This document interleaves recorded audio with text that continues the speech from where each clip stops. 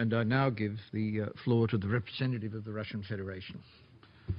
Thank you, Mr. President. First, I would call upon colleagues of the Security Council to not go beyond council meetings, turning them to farces. We carefully listened to the briefings of the ASG on political issues, Mr. Torgerberg Franzen. We thank him for the information. We also thank the Chief Monitor of the OSCE SMM, Mr. Abakan, as well as the representative of the Chairperson Office of the OSCE, Madame Tagliavini. We were interested to see the evaluations of those who are directly working on the ground and every day make efforts to settle the situation in the southeast of the Ukraine. However, we think that bringing international players to Security Council meetings, those who are acting under the OSCE, is not totally appropriate, not to speak of the fact that this distracts them from their direct obligations and politicizes practical activities.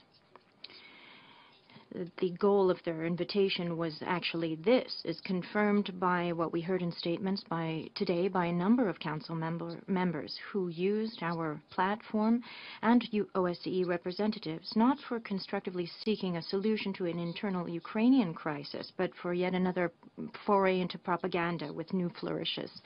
Mr. President, the situation in Donetsk and Lugansk remains tense, of course.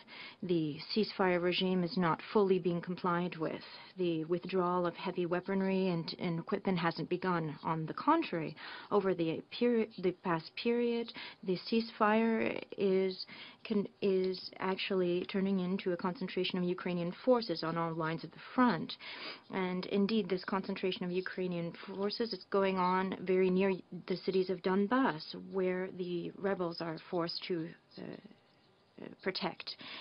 As a result, there are clashes between the parties and civilians killed every day, in particular in territories controlled by the Ukrainian armed forces in Nadiev and Peska.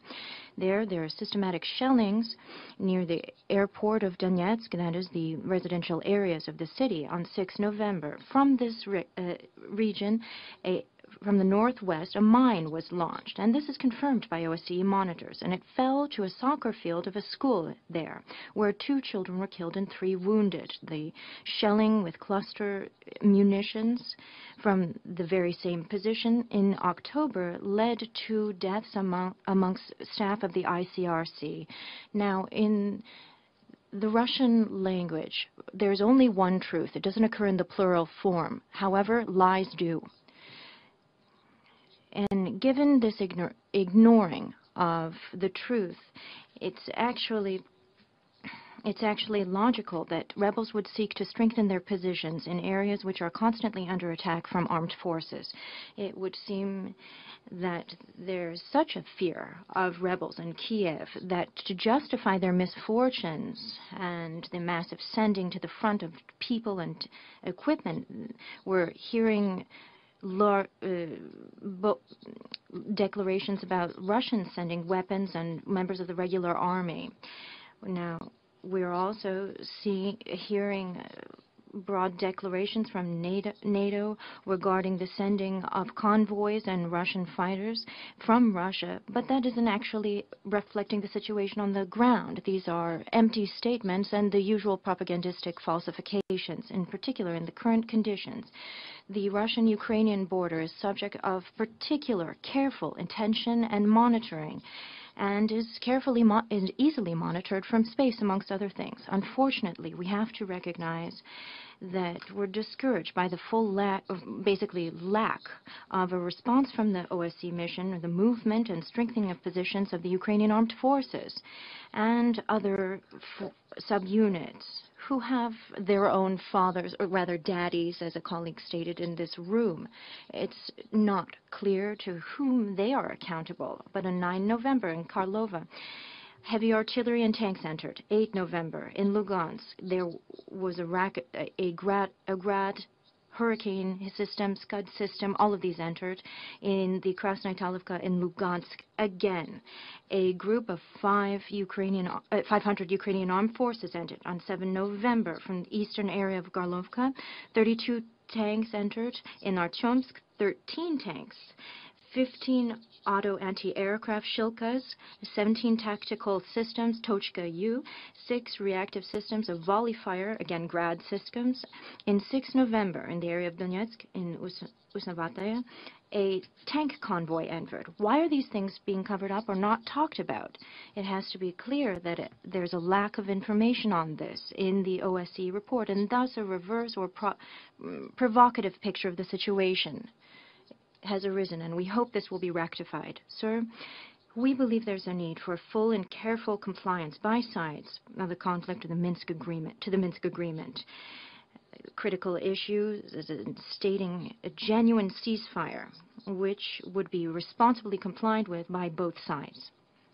But of equal importance in the agreement are those items regarding decentralization of power, national dialogue, inclusive dialogue, measures for improving the humanitarian and economic situation in Donbass. But here the Ukrainian authorities are doing nothing. We're also concerned about Mr. Poroshenko's decision to annul the law on a special status for certain regions of Lugansk and Donetsk. This was the linchpin of the Minsk agreements, which essentially now have been totally annulled. The law wasn't ideal, and it had a legitimate limitation. That is, the former High Rada wasn't able to delimitate the areas which would have a special status. And the date of elections, 7 December, wasn't agreed upon with representatives from Donetsk and Lugansk and was a violation of the Constitution of Ukraine. However, the law could have become a foundation for further talks between Kiev and the rebels. Kiev also didn't implement an important provision of the Minsk agreement. That was the amnesty law for participants to events that did not enter into force. The representative of the High Rada is actually asking for annulment of this law. Guarantees for the personal security of participants to the consultations weren't provided either. Regarding the humanitarian aspect of the agreements, instead of measures to rebuild Donbass, the Ukrainian government has decided on a new order for financing for the budgets and social and pension payments. All of these things were actually just canceled. So what kind of trust could the average person have in the Kiev government when they're daily being bombed and not even allowed to exist? And here we reject any allegations against Russia regarding the sending of humanitarian convoys with food, medications, and building materials from Donetsk and Lugansk. These are just strange given the situation. When convoys are sent, the contents are always reported upon fully and completely.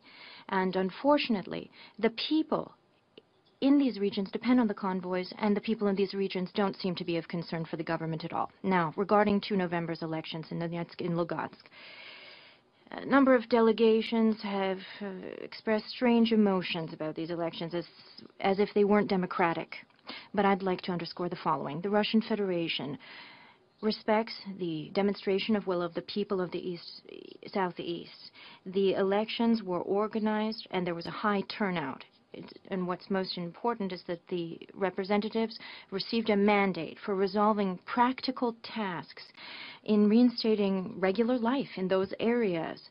There's no threat to the Minsk agreements contained in this process, and moreover, there are unique opportunity for instating sustainable dialogue between the central Ukrainian authorities and representatives of Donbass, so as to seek comprehensive political solutions and dealing with the backlog of disagreements. There's no alternative to inclusive dialogue on a respectable and reciprocal basis. This was spoke about in spring. It's time for Kiev to uphold its obligations under Geneva, all the more so that there are frameworks for these negotiations. Thank you. I thank the representative of the Russian Federation for his statement.